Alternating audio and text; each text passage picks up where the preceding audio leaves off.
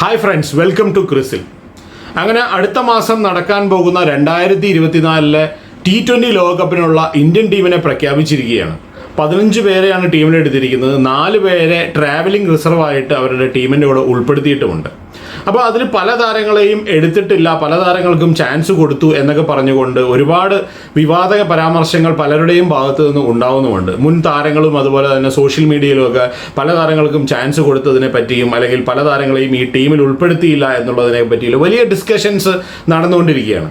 അത് automatically India പോലെയുള്ള ഇങ്ങനെ ക്രിക്കറ്റിനെ ഇത്രയധികം സ്നേഹിക്കുന്ന ഒരു രാജ്യത്ത് അതൊരു ഓട്ടോമാറ്റിക് ആയിട്ടുള്ള ഒരു പ്രോസസ്സാണ്. ചില താരങ്ങൾക്ക് ചാൻസ് കൊടുക്കാതിരിക്കുകയും ചില താരങ്ങൾക്ക് ചാൻസ് കൊടുത്തു എന്ന് പറഞ്ഞുകൊണ്ടുള്ള വലിയ വിവാദങ്ങൾ എപ്പോഴും ഇന്ത്യൻ ക്രിക്കറ്റിൻ്റെ ഭാഗവുമാണ്.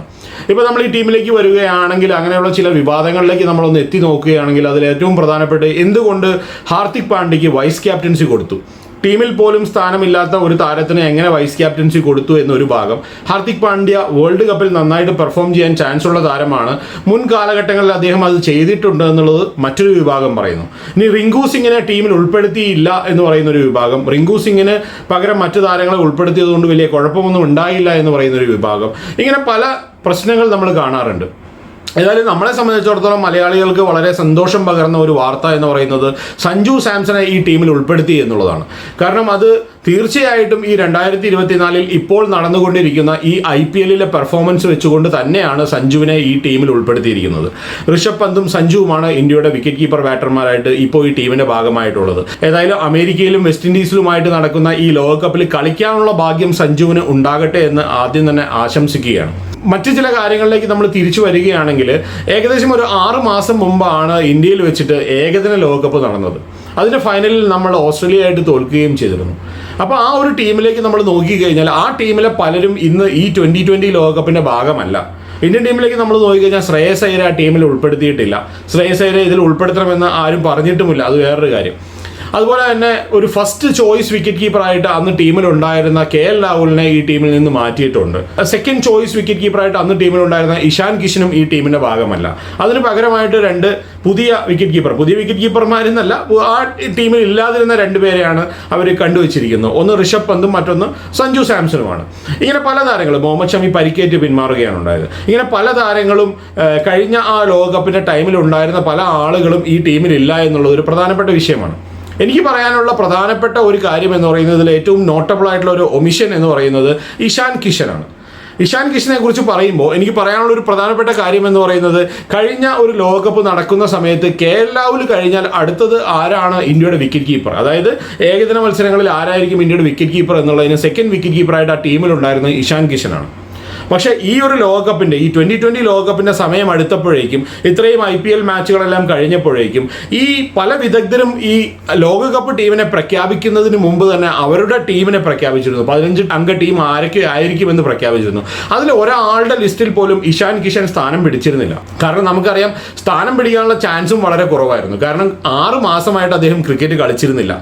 പിന്നെ ഈ IPL-ലാണ് അദ്ദേഹം ഒരു കംബാക്ക് നടത്തിയത്. നമുക്കറിയാം ആ ഒരു ഏകദിന ലോകകപ്പ് നടക്കുന്ന സമയത്ത് ആദ്യം 1-2 മാച്ചുകൾക്ക് ശേഷം പിന്നെ ഫുൾ മാച്ചുകളിലും KL രാഹുലാണ് ഇന്ത്യക്ക് വേണ്ടി കീപ്പ് ചെയ്തിരുന്നത്. അത് കഴിഞ്ഞ് ഉടനെ തന്നെ ഫൈനൽ കഴിഞ്ഞ് ഉടനെ തന്നെ ഓസ്ട്രേലിയ ഇന്ത്യയിലേക്ക് ടൂർ ചെയ്ത സമയത്ത് ഇഷാൻ കിഷനായിരുന്നു ഇന്ത്യയുടെ വിക്കറ്റ് കീപ്പർ. അദ്ദേഹം നല്ല രീതിയിൽ പെർഫോം ചെയ്യുകയും ചെയ്തു ആ 2020-ലേക്ക്.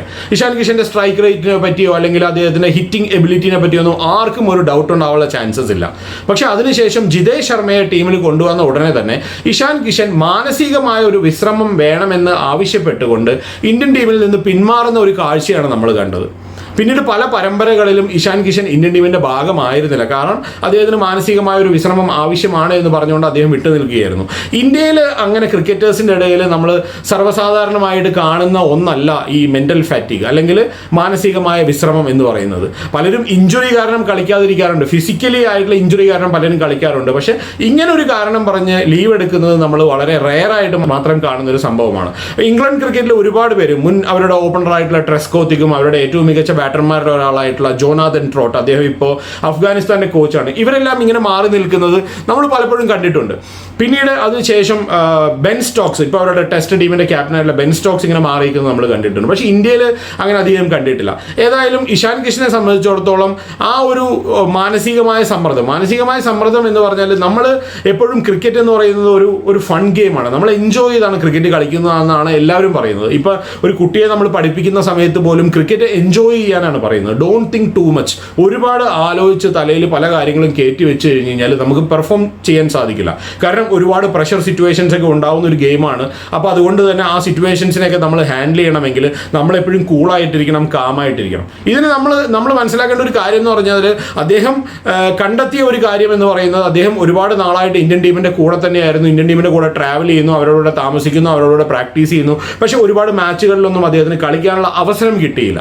അപ്പോൾ അതുകൊണ്ടാണ് അദ്ദേഹത്തിന് ഒരു മാനസികമായ വിശ്രമം വേണമെന്ന് അദ്ദേഹം ആവശ്യപ്പെട്ടത്. പക്ഷെ നമുക്കറിയാം, എല്ലാ ഫെസിലിറ്റിയും എന്തൊക്കെയാണോ നിങ്ങൾക്ക് ആവശ്യമുള്ളത് അതെല്ലാം ഇന്ത്യൻ ടീമിൽ കളിച്ചുകൊണ്ടിരിക്കുന്ന പ്ലെയേഴ്സിന്റെ മുന്നിലെത്തുന്ന ഒരു കാലഘട്ടം കൂടിയാണ്. അങ്ങനെയുള്ള ഒരു സമയത്ത് ഇഷ്ടംപോലെ സമയം നമുക്ക് റിലാക്സ് ചെയ്യാനുണ്ട്. ഒരു പരമ്പരയ്ക്കിടയിലും മാച്ചുകൾക്കിടയിലും ഒക്കെ ഒരുപാട് സമയം നമുക്ക് മാനസികമായിട്ടും ശാരീരികമായിട്ടുമൊക്കെ റിലാക്സ് ചെയ്യാനുള്ള ഒരു സമയമുള്ളപ്പോൾ എന്തിനു വേണ്ടിയാണ് അദ്ദേഹം ഈ മാനസികമായ ഒരു വിശ്രമം ആവശ്യപ്പെട്ടത് എന്നുള്ളത് എനിക്ക് മനസ്സിലാക്കാനേ സാധിക്കുന്നില്ല.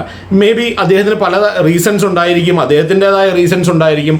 പക്ഷേ സാധാരണ ഒരാളെ സംബന്ധിച്ചിടത്തോളം ഇത്ര വലിയ ഒരു ടീമിന്റെ ഭാഗമാവുക, അതായത് ഇന്ത്യ എന്ന് പറഞ്ഞാൽ നമുക്കറിയാം ആയിരക്കണക്കിന് ആളുകളാണ് ഈ 15 പേരിൽ സ്ഥാനം പിടിക്കാനായിട്ട് കാത്തിരിക്കുന്നത്, അല്ലെങ്കിൽ അതിനുവേണ്ടി പെർഫോം ചെയ്തുകൊണ്ടിരിക്കുന്നത്. അപ്പോൾ അതിന്റെ ഭാഗമാവുക, ആ ടീമിൽ ഒരു മേജറായിട്ടുള്ള ഒരു പ്ലെയറായിട്ട് മാറുക, പിന്നീട് ഒരു സ്റ്റേജ് കഴിയുമ്പോൾ ഇങ്ങനെ ഒരു റീസൺ പറഞ്ഞ 6 മാസത്തേക്ക് ക്രിക്കറ്റ് കളിക്കാതിരിക്കുക.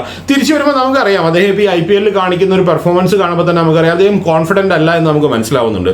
ഒരു ഫോമിൽ നിൽക്കുന്ന ഒരു സമയത്താണ് അദ്ദേഹം ശരിക്കും പറഞ്ഞാൽ ഇന്ത്യൻ ക്രിക്കറ്റിൽ നിന്ന് ഇങ്ങനെ ഒരു ആവശ്യം പറഞ്ഞ് മാറിയുന്നത്. അതിൻ്റെയാണ് അദ്ദേഹം ഇപ്പോൾ സ്ട്രഗിൾ ചെയ്യുന്നതെന്നാണ് എൻ്റെ ഒരു പക്ഷം. നമ്മൾ ആലോചിച്ച് നോക്കൂ, ഈ ഒരു ടീമിൽ ഇഷാൻ കിഷൻ എന്ന് പറയുന്ന ഒരു താരത്തിനെ പറ്റി ഒരു ഡിസ്കഷനും ഉണ്ടായിട്ടില്ല. ഏകദിന മത്സരത്തിൽ ഡബിൾ സെഞ്ചുറി നേടിയ ഒരു താരമാണ് ഇഷാൻ കിഷൻ എന്ന് നമ്മൾ മനസ്സിലാക്കണം. വളരെ മികച്ച രീതിയിൽ, അല്ലെങ്കിൽ വളരെ മികച്ച സ്ട്രൈക്ക് റേറ്റ് ഉള്ള ഒരു താരമാണ് ഇഷാൻ കിഷൻ നമ്മൾ മനസ്സിലാക്കണം. പക്ഷേ ഇതിൽ ആരുടെയും ലിസ്റ്റിൽ, സെലക്ടേഴ്സിന്റെ ലിസ്റ്റിൽ പോട്ടെ, ഈ ടീമിനെ പ്രഖ്യാപിക്കുന്ന വേളയിൽ ഒരു വിദഗ്ധരുടെ ലിസ്റ്റിലും അല്ലെങ്കിൽ മുൻ താരങ്ങളുടെ ലിസ്റ്റിലും ഇഷാൻ കിഷൻ പെട്ടിരുന്നില്ല. എന്ന് വെച്ചാൽ ഇഷാൻ കിഷനെ എല്ലാവരും മറന്നിരിക്കുന്നു എന്നാണ് എനിക്ക് മനസ്സിലാക്കാൻ സാധിക്കുന്നത്. 2023 ഏകദിന ലോകകപ്പിന് ശേഷം, അല്ലെങ്കിൽ ആ ഓസ്ട്രേലിയയുമായുള്ള 2020 പരമ്പരയ്ക്ക് ശേഷം ഇഷാൻ കിഷനെ കംപ്ലീറ്റ് ആയിട്ട് എല്ലാ ആളുകളും മറന്നിരിക്കുന്നു എന്നാണ് എൻ്റെ പക്ഷം. ഇത് എങ്ങനെയാണ് ഇത് സംഭവിച്ചതെന്ന് ചോദിച്ചു കഴിഞ്ഞാൽ 100% അത് ഇഷാൻ കിഷൻ തന്നെ വിളിച്ചു വരുത്തിയ ഒരു അപകടമായിട്ടാണ് ഞാനിതിനെ കാണുന്നത്. അപകടം എന്ന് ഞാൻ പറയാനുള്ള ഒരു പ്രധാനപ്പെട്ട കാരണം എന്താണെന്ന് വെച്ച് കഴിഞ്ഞാൽ, ഇതുപോലെ ഒരുപാട് താരങ്ങളാണ് ഈ ഒരു അവസരത്തിന് വേണ്ടി കാത്തു നിൽക്കുന്നത്. അപ്പോൾ അങ്ങനെയുള്ള ഒരു സമയത്ത് നമ്മൾ ഈ മാച്ചിന്റെ ഇടയിൽ തന്നെ ഈ റിലാക്സേഷനൊക്കെ കണ്ടുപിടിക്കുകയും മാനസികമായിട്ടും ശാരീരികമായിട്ടുമുള്ള റിലാക്സേഷൻ എല്ലാം കണ്ടുപിടിക്കും. അത് എന്ത് വേണമെങ്കിലും പ്രൊവൈഡ് ചെയ്യാനായിട്ട് BCCI തയ്യാറായി നിൽക്കുന്ന ഒരു സമയമാണ്. കാരണം ഇന്ത്യൻ ടീമിൽ കളിക്കുക എന്നുള്ള പ്ലെയേഴ്സിന് അവർക്ക് അത്രത്തോളം ഫെസിലിറ്റീസ് ആണ് BCCI കൊടുത്തുകൊണ്ടിരിക്കുന്നത്. അപ്പോൾ അത് എന്ത് വേണമെങ്കിൽ നമുക്ക് അവിടെ അവൈലബിൾ ആണ് എന്നുള്ളതാണ്. അപ്പോഴും എന്തുകൊണ്ട് ഒരു 6 മാസത്തേക്കെല്ലാം ഇങ്ങനെ ഒരു വിശ്രമം എടുത്തു എന്നുള്ളത് ഒരു വലിയ ചോദ്യചിഹ്നമായി അവശേഷിക്കുകയാണ്. എന്തായാലും ഇഷാൻ കിഷൻ എന്നുള്ള ഒരു പേര് ഈ ഒരു ലോകകപ്പിന്റെ ടീം അനൗൺസ് ചെയ്യുന്ന സമയത്ത് ആരും തന്നെ ഡിസ്കസ് ചെയ്തില്ല, ആരുടെയും ഡിസ്കഷനിൽ വന്നില്ല. ഓട്ടോമാറ്റിക് ആണ്. കാരണം 6 മാസമായിട്ട് ക്രിക്കറ്റ് കളിക്കാത്ത, IPL വലിയ പെർഫോമൻസുകളൊന്നും കാഴ്ചവെക്കാൻ സാധിക്കാതെ പോയ ഒരു താരത്തിനെ എങ്ങനെ ഈ ടീമിലേക്ക് കൊണ്ടുവരും എന്നുള്ളതാണ് ഒരു പ്രധാനപ്പെട്ട ചോദ്യം. അപ്പോൾ KL രാഹുലും ഇഷാൻ കിഷനും കഴിഞ്ഞ ലോകകപ്പിൽ ഇന്ത്യയുടെ ആദ്യ 2 വിക്കറ്റ് കീപ്പർമാരായിരുന്നു. പക്ഷേ 2 പേരും ഈ വർഷം ടീമിലില്ല. അപ്പോൾ ഒരു ഓപ്പർച്യൂണിറ്റി എന്ന് പറയുന്നത് ആർക്കു വേണ്ടിയും കാത്തു നിൽക്കുന്നില്ല എന്നുള്ളതാണ് ഇതിൽ ഏറ്റവും പ്രധാനപ്പെട്ട കാര്യം. ആ കിട്ടുന്ന ഓപ്പർച്യൂണിറ്റി 2 കൈയും നീട്ടി ഗ്രാബ് ചെയ്യുന്നവരാണ് ഏറ്റവും ഇമ്പോർട്ടൻ്റ് ആയിട്ടുള്ള ആളുകൾ, അല്ലെ അവരാണ് ഇന്ത്യൻ ടീമിൽ കളിച്ചുകൊണ്ടിരിക്കുന്നതാണ് ഇതിൽ ഏറ്റവും പ്രധാനപ്പെട്ട കാര്യം. ഏതായാലും ഇതിൽ നിന്നെല്ലാം തിരിച്ചു വരാനായിട്ട് ഇഷാൻ കിഷന് കഴിയട്ടെ. ഇനിയും ഒരുപാട് അവസരങ്ങളുണ്ട്. താരതമ്യേന യുവതാരമാണ് അദ്ദേഹം, അദ്ദേഹത്തിന് ഒരുപാട് സമയം ബാക്കിയുണ്ട്.